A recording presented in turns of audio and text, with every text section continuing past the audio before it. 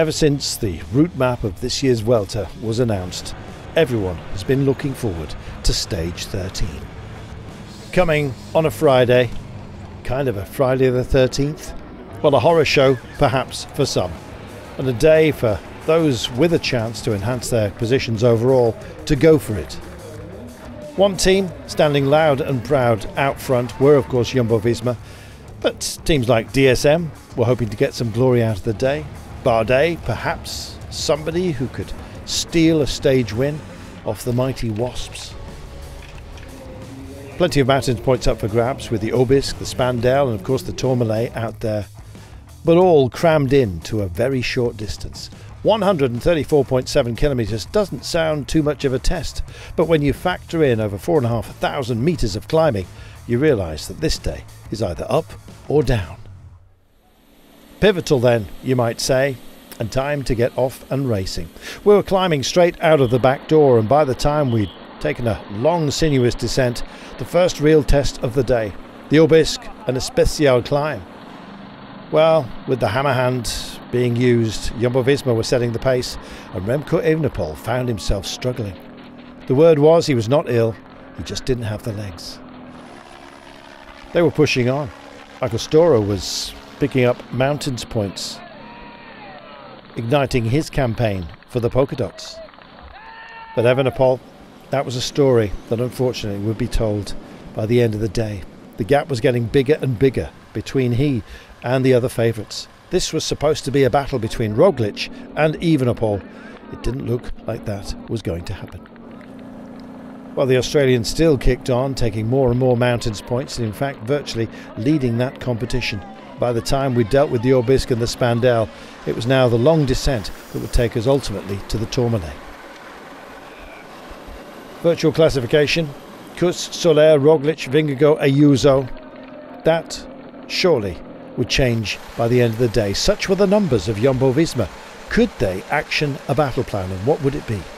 Knowing that Evenepoel was now out of contention overall, what would be the pecking order? And indeed, of those that were in this high-quality breakaway, who would survive? Lenny Martinez, the youngster, stage winner and former leader of this race, was one of those to go.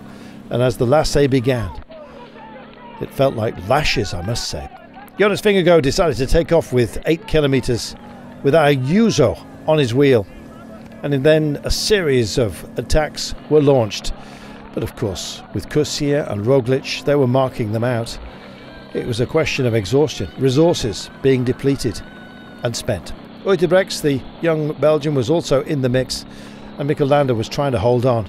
But as the kilometres went by, Vingegaard was up the road. Mas tried once more, and this time Sepp Kuss was the policeman. Roglic just keeping his powder dry and keeping an eye on Landa, who'd just arrived at this point, Ayuso and Uijtdebrechts. Sepp Kuss being a policeman of sorts and showing a great deal of flair, able to drive on when he needed to, and indeed just change the pace once more and make the rivals overall in this race work extra hard. Vingegaard himself, winner of the Tour de France, was in spectacular form. Uijtdebrechts, last chance saloon for him. Landa finally just being edged off, and Sepp Kuss going for it. Such was his pace, he caught everyone out, including a fan. He had to brake and then still had the resources to go again. Absolutely remarkable. He leads this race and looked freshest of absolutely everybody, leaving Roglic behind with those who would challenge for the lead of this race. Coming round the final twists and turns, Vingegaard took the day. Sepp Kuss was hot on his heels and wouldn't be that far behind. But who would be in the pecking order following Kuss? We didn't have to wait that long for the answer. Kuss coming home, charging into a gap that at one point to Vingegaard had been up to 50 seconds, narrowing that margin to 29, still leading overall, and Roglic making it a 1-2-3, famously so for Jumbo-Visma, not only on the day, but now overall as well. Uijtdebrechts crossing the line, Mas likewise. Soler had started the day, don't forget, in second place. Now tumbling down the order. But this was to be a very tough day. Stage wins perhaps? Well, who knows? Lenny Martinez crossing the line bravely, and then we had to wait an awful long time, 27 minutes for Remco Evenepoel. Vingegaard took the day. Kuss still leads. Roglic very much in the frame. 1, 2, 3. 3, 2, 1 blast off, it seems. They have left the launch pad, and it seems that this race belongs to them. Stage wins for everybody else? Let's see. It could be a matter of control all the way to Madrid. Today certainly looked emphatic. Team Jumbo-Visma 1, 2 and 3, with Kuss leading Roglic by a margin of 1 minute and 37. Vingegaard closely behind. And Jonas also taking the King of the Mountains jersey. Such was the points tally available on the final climb today. He leads that competition.